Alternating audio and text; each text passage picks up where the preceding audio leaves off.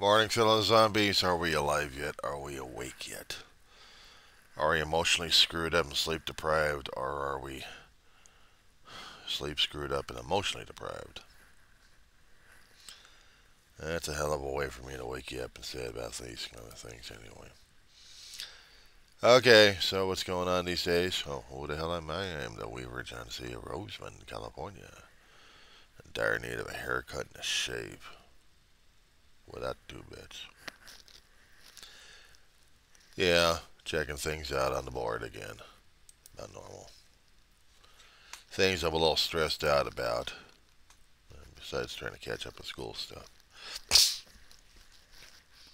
Hearing the politicians yelling and screaming at each other or having conniption fits in chamber rules. Why am I not surprised? They're trying to say, well, see this card over here? This is when Donald Trump came out. And this is why we have our immigration over here, not this Lord's thing. If that wasn't bad enough. I keep hearing about this thing from time to time concerning about housing prices, about housing availability. Now, me being a renter in a place like this, you'd think I would like to have the American dream of owning a place. Well, I did at one time, and I got lost on that one because you don't read the fine print, you don't keep track of things. Get screwed over one way or another. A trailer home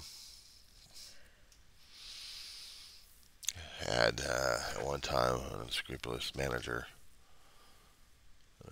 leasing agent, increasing prices even when they had marked it was low, and no way of fighting back legally. So what was a place for me to call home for a long while became a temporary rental. This particular place is a temporary rental, but it feels longer. I've been here for a long while.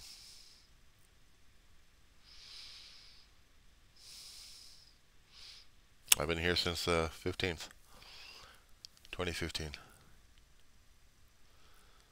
And it feels like I've been here for a long while. I've had places like that where I've actually had years pass by and I barely remember what happened.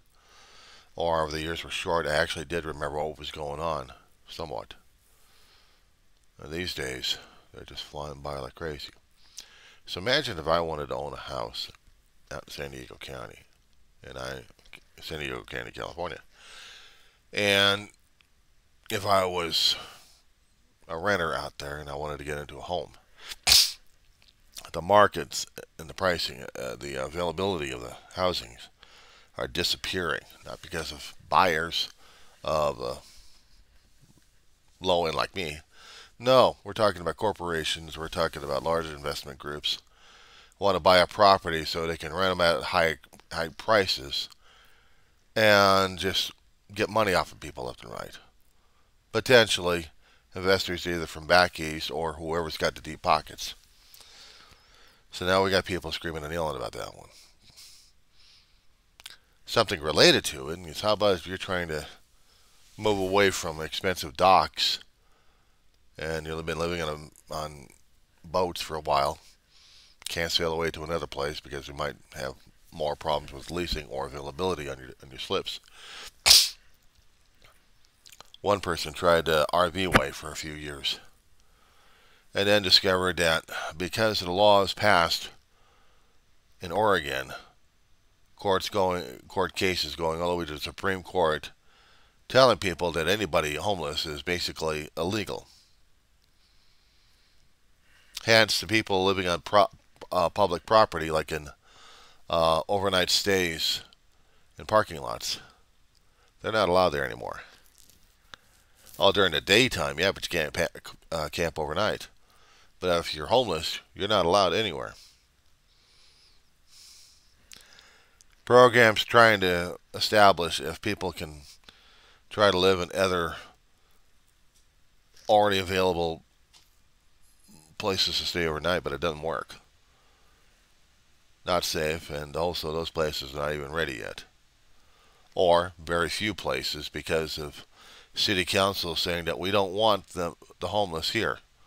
They're NIMBYs. Get rid of them. They're like lepers. I kept thinking about actually 2 episodes, a two-parter in Star Trek Deep Space Nine. I think it was about the sixth or third, fourth, or fifth season, somewhere in there, where a few members of Deep Space Nine's command staff on Starship Defiant traveled back in time to Earth's past in this time period, and around this year. Some people said there was an exact date on there too. I think we already passed it by weeks ago, where they actually had the Bell riots going on. Certain districts set up in different in cities where if you didn't have work, you go there. If you didn't have a roof over the head, you go there. Everything is in the district, so you stay there, but you're not part of the elite. You're separated, you're segregated, you have no rights. You barely get any food, water, medical attention, or even a place to stay. But you're supposed to be housed in this district here. People got fed up and rioted. Different towns and different places. Because they got sick and tired of being mistreated. And they rebelled. That was the write-ups of the stories of the writers. But sometimes those are being more and more closer to our reality. Even if we happen to get the housing in certain towns and certain cities, are they going to be setting up districts to where if you're not of them, or actually if you're not part of the elite, that you're just scum or something like that? This is where you go. Deal with it.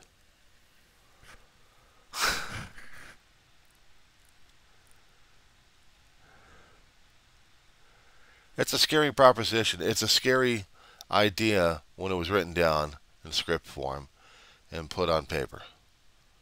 And then shot and filmed. And then, decades later, becomes relevant. We're seeing it happen little by little. We're seeing it happen in all of our cities. That whoever is not part of the elite cycle or style have the means of money to live. Mama. My dog is stressing again. Come here. Mama. Come here. Hey, come here. You. Come here. She's going to be that way. And there she's trying to turn. Oh, you're just going to stand there and whine at me. Come on. Get over here. Come on, honey. We're getting that kind of situation, aren't we? How many cities, how many towns have actually badmouthed people about having halfway houses or homeless shelters and complained about the crime and slam around them? I've heard stories about that one too. I've also heard stories on social media where in our particular neighborhood of Roseman, California, they blamed the people on the east side for their issues on the west side. Quite frankly, they're getting their own problems with their own damn people on their side. We have low-income housing projects. Very few of them. And yeah, some of them actually do have, well, I can't say it, but I should say it. Come here, honey. It's alright. It's alright, honey. In a few housing projects I've come across, yes, they seem like they have the elements. And that we have also seen some of the elements over here, but they get cleaned up. Because we don't want to have that here in our apartment complex. Or even in our chain of complexes. We don't want them here. I mean, yeah, for the people who can't even afford rent, that's one thing. If they're working low-end jobs and they're struggling like crazy, that's one thing.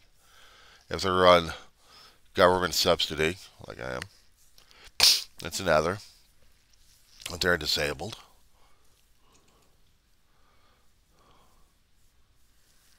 It's not a handout place. You still have to pay rent every month. And there are things you still have to do. You still have to keep the place somewhat looking decent. And there are times when there are places that are getting bug infested. Trying to get rid of those damn things. Different units. But do I feel like this is going to be becoming like the Bell Riots of a Star Trek episode? It's feeling like it's going to be coming up to that point. It's feeling it's almost coming up to that point. We're already alienating the homeless in more ways than one. Even if they're in a trailer home, either they move the damn trailer or else they lose the damn trailer and everything else in it. But they're out. But they still get shoved around because they got no place to go. They said, well, we got housing. We got temporary housing for it. But then after the temporary housing, where are they going after that? Sure, if they can get the services necessary, either for an addiction issue or mental health issue. But even the employment is still needed. Source of income coming in. There are even people living on the street who actually have sources of income. But they still live what they're living. Even students are doing the same damn shit, living homeless and still going to school. So this is not exactly a viral thing. This is a social economic crap going on in each of our cities for God knows how long. They've just never been able to take care of her or solve the damn problem or anything else about it. Some people think we didn't have the homeless. Well, we have had the homeless. We've had the homeless for a hell of a long while. As I said before, history. And I'm not just talking about 30 or 40 years. I'm talking about centuries. In different places, there had been homeless people. All you had to do is just look back. Even from the evil time of the empires that were ruling. Even the colonialism of America still had the homeless. But they had an opportunity out here in the New World. But in the Old World, different story altogether. Debtor's prison. Does that ring a bell?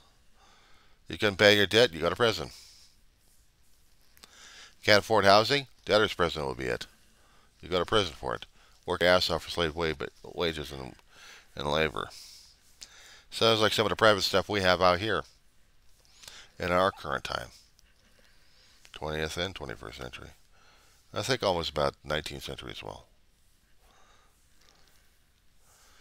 It's a horrible thing to think about, isn't it? Because we've had this thing for a long while.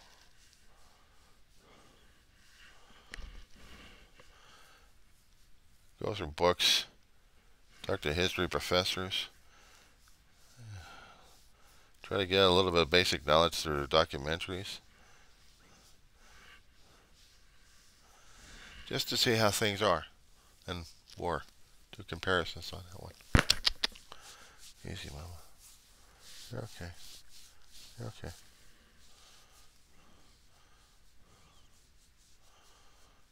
I don't know. You know I'm going to be putting it back on the floor again, right? I need to, baby. Easy does it, girl. Easy. When miscommunication happens between management and a tenant, there's a lot of anxiety that pops out. And it's necessary for management to reach out to tenants to let them know what the situation is. And a miscommunication happened to where management came up to the tenant, actually called the tenant, to clear the air, get clarification. And that's needed because unless the tenant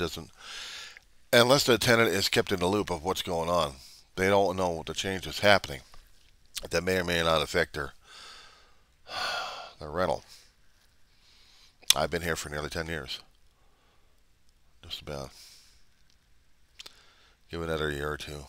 But I'll be here about a decade. In this place. A few years with my brother when he was still alive. And after that, just me. And those years have flown by to where I barely remembered them. But I remembered what it's like to go to campuses and other places. But sometimes the days and weeks and months fly by so fast that I don't even recognize them anymore. It's just, I'm here.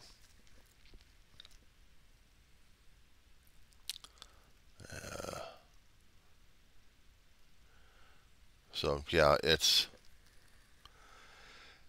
I should be happy that I still have a place over the head for right now. But in waiting for a list for another place to live in, that takes months and years as well, depending on the market we have out here in Antelope Valley. How many people are scrambling for a new place to live? How long does it take to just have to stay in their old place? It's even harder when you get kicked out of an old place and you can't get a new place fast enough. It takes time. I'm aware of that one. But if I had an RV and I'm living in a public place, maybe months ago or a few years back, it would not have been an issue. But actually, a lot of people would have made it an issue back then anyway. Still want the regulations, still want the ordinances to affect others but not themselves. About where you're going to live and where you're not going to live and why you're there in the first place. You're an eyesore, you're a blight, get out of here. As I've been trying to tell people that the have and have-nots, well, they'll switch places. The have will turn into the have-nots for whatever reason happens. And then they'll get the treatment like the have-nots have been getting. And they'll complain about that one too because they used to be elite. Well, I'm sorry, you're no longer elite. You're no longer the haves. You're the have-nots. Therefore, we got the ordinances fixed up by you schmucks to torment your ass. How about that one? And it's almost just as bad when you can't even get a place even to buy when you had the equity or approved for loans and you're ready to settle on a place, get snatched. Why? Because somebody else bought it, had the better opportunity, had the better money, had the better credit, had everything better. Or it could have been a conglomerate, just buying up chunks. And your particular place got swiped. So now what are you going to do? Yeah. Thought you would. So, welcome to that particular world. And you notice I'm not doing the Middle East or anything else regarding the situation. I'm not touching it with a 10-foot pole. That thing's already nuclear waste. Waste, hell, it's going to be a wasteland anyway. And that's no joke. And that scares the hell out of me because the way the Middle East war is picking up again.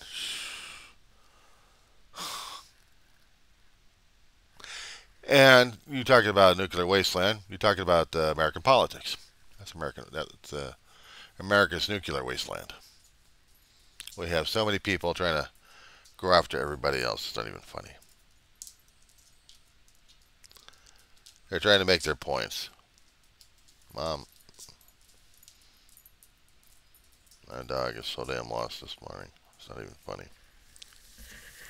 Oh yeah, the lie is still told about cannibalism or animals eaten or anything else like that. The gangs coming over here, and then you have the officials still and law enforcement still stating you're wrong.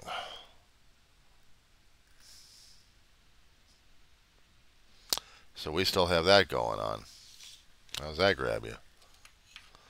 How are we doing out here in Roseman, California? Well, one could make a joke about it. One could make a joke about the whole situation because these guys think of the whole thing as a joke. But they're also afraid of the fictitious stuff that they keep hearing that it's coming, they're coming.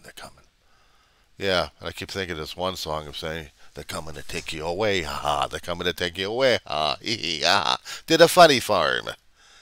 Well, I think Roseman, California became the funny farm. This year, speaking about a farm, Tapia Farms were supposed to be coming out and doing the Pumpkin Fest for October. But somehow this year, for whatever reason, they're not doing it. And a lot of fans are like, But we're still going to have a Christmas tree lot in the same place, right along Roseman Boulevard. But just no place to get pumpkins except in the stores. That's going to be disappointing a lot of people around here. But that isn't community news for you right there. The rest of the national stuff.